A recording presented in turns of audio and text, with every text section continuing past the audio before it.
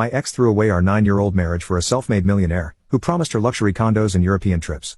Guess who showed up at my door after he emptied her bank accounts? I, 34M, and for the last decade or so, I've been grinding away at a steady job, saving what I can, and building a life I thought I was happy with. I married Sarah young at 25 when we both didn't have much. She was a wild one back then, full of energy and ideas, always talking about the future, the things she wanted to do, the places she wanted to see. Me, I just wanted a stable life, something simple and reliable. But she'd light up a room, and somehow, I thought I'd be enough to keep her around. We bought a small house in a quiet neighborhood. It was nothing fancy, but it was ours, and I thought it was enough. I thought she was happy. Then, about 2 years ago, she got this big job in marketing at some tech startup. Suddenly, she was brushing shoulders with people who had a lot more money than we did, and you could tell. Little things started to change.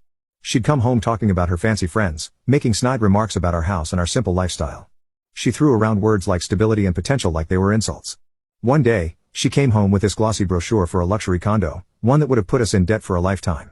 I took one look at it and tossed it in the trash. "We're not moving," I told her. "We can't afford that." She looked at me like I'd slapped her, said something about not wanting to live like this forever. That stung, but I still thought it was a phase, that she'd get over it. After all, we'd built a life together, and I thought that meant something. But I was wrong. Update. Things kept shifting.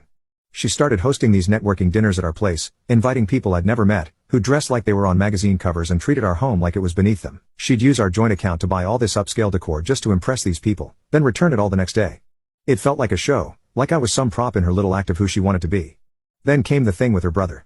He'd racked up thousands in debt, and one day, she came home and told me she'd offered him a loan from our account. Didn't ask, didn't talk to me, just decided we'd cover for him. I told her no, that he wasn't our responsibility, and that if she wanted to help him, she'd need to figure it out without involving me. She called me stingy and acted like I was some kind of villain for not wanting to take out a personal loan for her family's mess. I held my ground, and eventually, she let it go, but not without resentment. She'd bring it up whenever she wanted to guilt trip me, which became more and more frequent. Everything about our life seemed like it wasn't good enough for her anymore.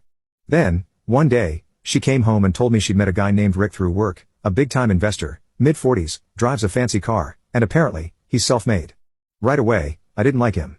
He'd come over a couple of times for networking dinners, and each time he barely acknowledged me, like I was a piece of furniture. I'd catch him making these sideways comments about seizing opportunities and how playing it safe is for people who don't know what they want out of life. Sarah soaked it up like he was preaching the gospel. 6 months after she met Rick, she sat me down and told me she was leaving. Said she needed more than what I could give her and wanted a fresh start. Said I didn't get her anymore. When I asked her if this had anything to do with Rick, she got all defensive, said I was being paranoid, but she looked guilty. I didn't press it. I was done trying to hold on to someone who didn't want to be with me. We filed for a no-fault divorce. She took her share of everything and moved into some flashy new apartment. I didn't fight her on it. I let her go and moved on, or tried to, anyway. It hurt, but what was I going to do? I was raised to believe in loyalty in marriage, and she just tossed it aside for the first guy who waved some money in her face. Over the next few months, I heard bits and pieces about her life from mutual friends. She was dating Rick openly now, jetting off to Europe, posting photos from fancy restaurants. It was like she was trying to live out some fantasy life. The whole thing felt surreal, like I'd spent years with someone I didn't actually know. But I stayed out of it. Then, a few months ago, her social media went quiet, no more flashy trips, no photos with Rick. I figured maybe they'd broken up or something, and honestly, I didn't care. I was done with her drama. But then I got a text from her, just one line, "Can we talk?" I ignored it at first. Then she sent another, saying it was important, that she needed to explain things. I still wasn't interested, but she kept texting, kept asking. Finally, I agreed to meet her for coffee, mostly out of curiosity. When I saw her, she looked different. She was worn out, almost fragile looking. She didn't waste any time. "Rick left me," she said. Apparently, he'd been siphoning money from her for months, telling her he was investing it for her future. She'd given him full control of her finances, and he drained every account she had, including her share from the divorce. Just like that, he was gone, no trace, no way to get her money back. She was flat broke. Then she dropped the bombshell, "I want us to try again." I just stared at her. It took me a second to realize she was serious. "Sarah, you left. You chose this life. What makes you think I'd take you back?" She gave me some line about realizing what really matters and how she was lost back then, said she knew I was the only one who'd ever truly cared about her. It was almost laughable. She'd trashed everything we had for a man who promised her the world, and now she was back, expecting me to pick up the pieces. I told her flat out no, but she kept pushing, saying she didn't have anywhere else to go, that she needed a stable place to figure things out. She even tried to get sentimental, bringing up memories from when we were first married, talking about how special it was. It was desperate, and I saw right through it. I finally told her she could stay a few days just to get her bearings. That was my first mistake. Over those few days, she acted like nothing had changed, like we were still a married couple, as if she were entitled to everything in the house. She started complaining about the food I bought, saying she was used to better quality now. She said the furniture was outdated, the place needed a remodel, and she'd throw out these little jabs about how I never understood ambition and how she just needed me to support her dreams. She even had the audacity to tell me that she wanted me to take out a loan to help her get back on her feet.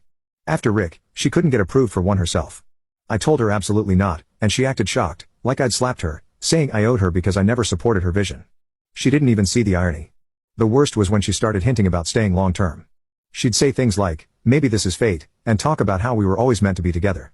She tried to get close to me again, leaning on me, touching my shoulder like it was old times. But it was all an act, and I knew it. She was scared and looking for stability, and I was the only idiot left who would even listen to her. Finally, one evening, I'd had enough. She was sitting at the table, going on about how it would be good for both of us to rebuild our life together, saying it would be like starting fresh with her new perspective. That's when I lost it. Sarah, I said, you left. You're the one who threw everything away. You don't get to come back here and act like I owe you anything. You left me for a guy with a fat wallet, and now that he ditched you, I'm supposed to pick up the pieces? I'm done. She went silent, then tried to argue, saying I didn't understand what she'd been through, that I was being unforgiving. I told her I understood just fine, she'd picked her life, and now it was time for her to live it. I gave her a week to find somewhere else to go.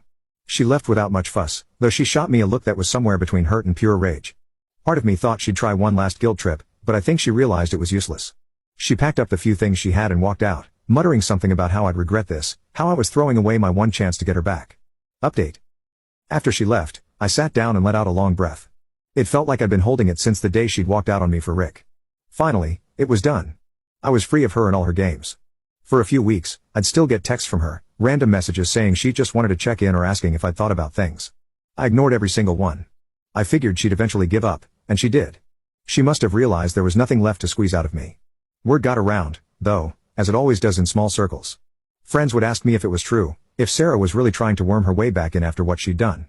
Some of them were sympathetic, saying they couldn't believe she actually had the nerve.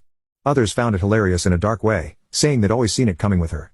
One friend, Dave, who'd been around since college, laughed harder than anyone. He said, "Man, she used to act like she was doing you a favor by sticking around.